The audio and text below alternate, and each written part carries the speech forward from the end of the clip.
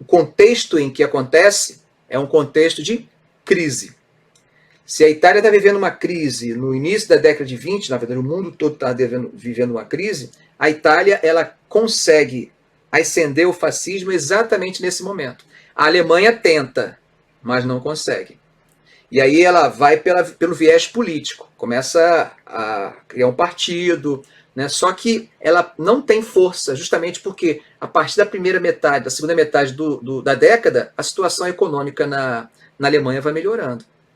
E aí quando melhora, o partido perde a força do discurso. Vai acontecer justamente a vitória do movimento nazista alemão, o fascismo alemão, justamente após a crise. Então, se a gente pensar a crise do pós-guerra, do imediato pós-guerra, ela é suficiente para o fascismo italiano chegar ao poder, mas não é suficiente para o nazismo alemão ou o fascismo alemão chegar ao poder.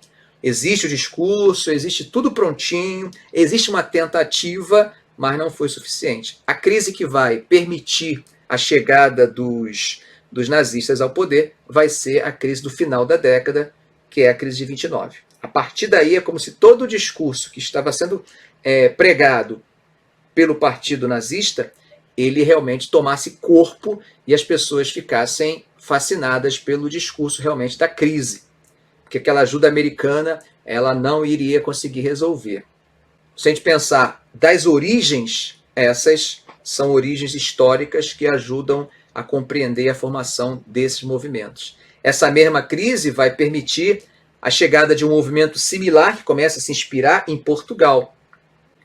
Já na Espanha, isso só vai se dar na década de 30. Tá? Mas as ideias já estão se espalhando aí pelo planeta. Né? Na década de 30, essas ideias já tomaram corpo ao ponto de nós termos, na América Latina, movimentos bem fortes de busca por esse pensamento fascista. Como, por exemplo, no Chile, na Argentina. Aqui mesmo no Brasil nós temos a AIB, que tem uma inspiração fascista. Nós vamos ter, inclusive, no Brasil, no Sul, um importante partido nazista, que vai gerar uma crise interessante aqui no país em 1938. Porque o